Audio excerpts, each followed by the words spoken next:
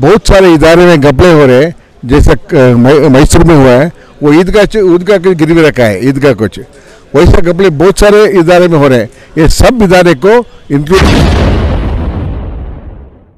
रहमान खान साहब भी पिछले 4 बार भी ये लोगों ने डिप्टी उधर जो है स्पीकर भी थे सेंट्रल में। इनका मैं ये कहना चाहता हूँ, इनका कंट्रीब्यूशन हमारे कर्नाटका के लिए मुसलमानों के लिए क्या रहा।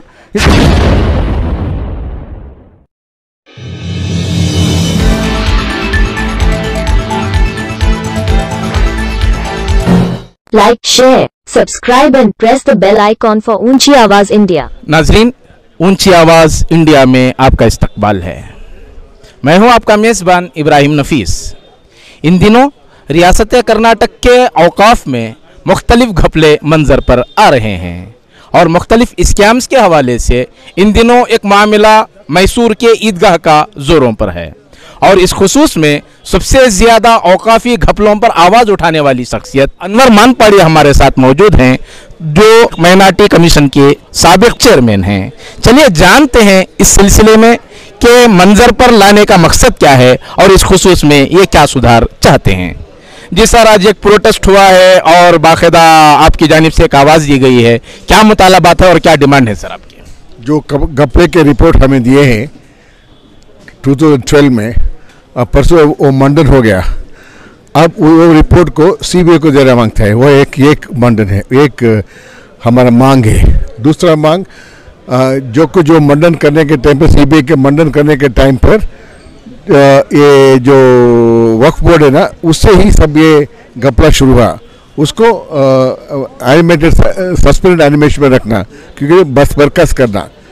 और तीसरा, जो बहुत सारे इदारे में घपले हो रहे हैं, जैसे मैसूर में हुआ है, वो ईदगाह के गिरवी रखा है, ईदगाह कुछ वैसा घपले बहुत सारे इदारे में हो रहे हैं। ये सब इदारे को इंक्लूडिंग बड़ा बड़ा लीडर, अब मैसूर में तनवीर सेठ है, उसके बाद दूसरे कमेटी मेंबर्स है, वो बोले उन्हें नहीं था कर को 25 ईयर्स उन्हें एमएलए थे, मिनिस्टर थे, फिर भी मैं मालूम नहीं कर बोले तो वो मानने की बात नहीं। इसलिए मैं जो कुछ मैं बोल रहा हूँ, वो ऐसा सब जो बहुत सारे इदारे वो सबको गवर्नमेंट सीआरपी से तरीके केस लगाना चाहिए और उसको अंदर करना चाहिए। सर, आपके मैक्सिमम डिमांड्स पे ये इल्ज़ाम लगाया जा रहा है कि आप मुस्लिम लीडरशिप को डैमेज करने के लिए इस तरह के इश्यूज उठा रहे हैं, तो इस सिलसिले में आपका क्या कहना है? नहीं, आप जो हमारा रिपोर्ट पढ़े तो मालूम पड़ता है, हम कई के वासी एक ये है। अब हर आदमी को मालूम है, जो रिपोर्ट पढ़े आदमी, ये लोग सब घपला किया है प्रॉपर्टी को, मुस्लिम लीडर को गलत करने के नहीं है। वो लोग जो किया है उसको सब को बताने के वास्ते, और सुप्रीम कोर्ट का जजमेंट है, उसके आधार में प्रॉपर्टी वापस लेने के लिए वास्ते।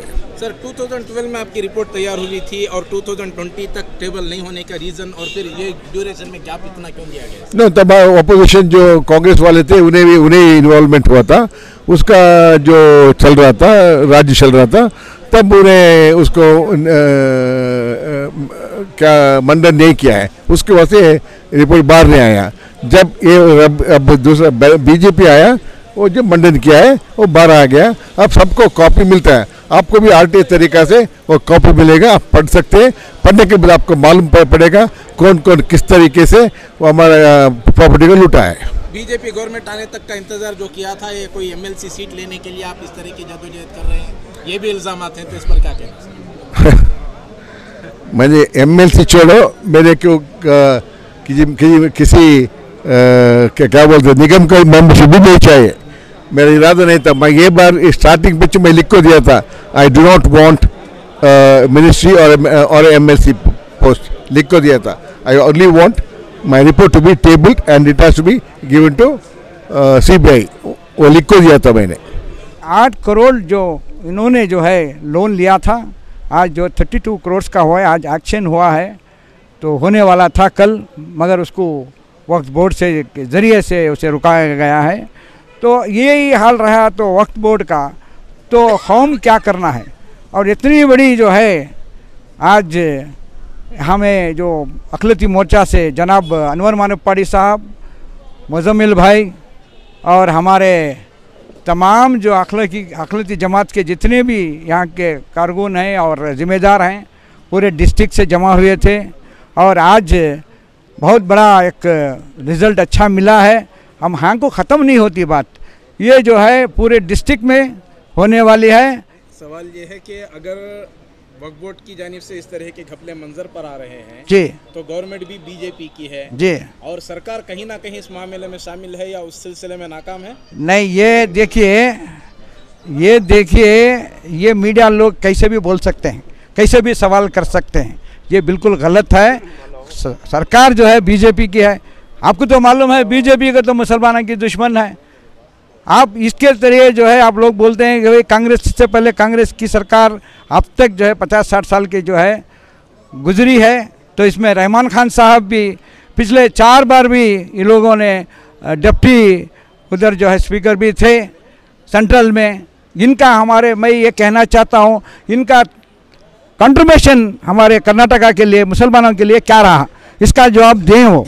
तो मैं ये चाहता हूँ कि एक चीज़ भी आप रहमान खान साहब ऐसी चीज़ बताए हैं, ऐसी चीज़ किए हैं करके एक चीज़ आप मीडिया वालों ने मेरे को सवाल का जवाब दें। सवाल ये है, यहाँ कंट्रोवर्सी की ज़रूरत नहीं है, किसी पार्टी का मसला नहीं है जी, चूँकि सरकारी बीजेपी सरकार के अंडर में वक्फ बोर्ड भी है जी, तो कहीं ना कहीं इसके जो मिनिस्टर हैं वो भी उसके जिम्मेदार नहीं मानेंगे? बिल्कुल नहीं है, क्योंकि इसमें जो है हमने 4 नंबर दिए थे। ये आपका सवाल मैं दे रहा हूँ, 4 जो है नंबर हमने बीजेपी के पार्टी से दिए हुए थे, उसमें 2 लोग जो है एजेंट हो गए हैं कांग्रेस के। ये जो है हमारे को कैसा मालूम होता है कि ये सीधा साधा इंसान है, ये लोग जो है इसी का मामला है। अभी जाइए दफ्तर पर जाइए वक्फ बोर्ड के, वहाँ एक फ़ाइल उठाना है तो उसको कुछ पैसे दिए 500 रुपये, जो दूर दूर से डिस्ट्रिक्ट से आते हैं लोग, वो लोगों के लिए खिदमत नहीं होते, एक फाइलें कोने में पड़ी रहती है। ये हमारी भारतीय जनता पार्टी जब आके है, इससे पहले जो है हुकूमतें कांग्रेस की हुकूमत सबसे ज़्यादा यहाँ की हुई है, ये आपको भी मालूम है। इनके दौर में जो घपला हुआ है ये लोग क्यों पर्दा डाले हैं, इसका जो है हिसाब देना पड़ेगा। हम लोग जो है छोड़ेंगे नहीं है। और दूसरी बात, यहाँ तो छोड़ो, अल्लाह के पास भी जो है लोग जवाब देना पड़ेगा। मैं ये पैगाम चाहता हूँ कि मुसलमान भाइयों को जो है, बहनों को ये कहना चाहता हूँ, मेहरबानी कर ये हमारा वक्त का जो मसला जो है ये किसी का पार्टी का नहीं है, ये हमारी जायदाद है। ये जो है बड़े गुजरों ने मुसलमानों के लिए, कौम के गरीब गुरबा के लिए दिए गए हैं, उसको हमें एहतियात करना है। ये मेरे को ज़रूरत नहीं है, ये तेरे को ज़रूरत नहीं है, ये कोई खा रहा है मेरे को ज़रूरत नहीं, सब शामिल हैं। ये बहुत बड़ा गुनाह अजीम है, ये जो है जवाब देना पड़ेगा आपको। तो नाजरीन, ये थे मोहतरम अनवर मानपाड़ी, जिनका कहना है कि बिना किसी कुर्सी की चाहत के या कोई मिनिस्ट्री की चाहत के बगैर सिर्फ मिल्लत के मसाइल को उजागर करने के लिए इन्होंने ये डिमांड रखा है और औकाफी घपलों को मुसलसल मंजर पर लाने का इन्होंने ऐलान किया है। देखना यह है कि आखिर ये ऊंट किस करवट बैठेगा। नाजरीन, हमारी ये रिपोर्ट आपको कैसी लगी हमें ज़रूर इत्तला करें, और अभी तक आपने हमारा चैनल सब्सक्राइब नहीं किया है तो सब्सक्राइब कर लें और नीचे घंटी के बटन को दबाएं ताकि हर नोटिफिकेशन आप तक बराबर पहुंचे। शुक्रिया।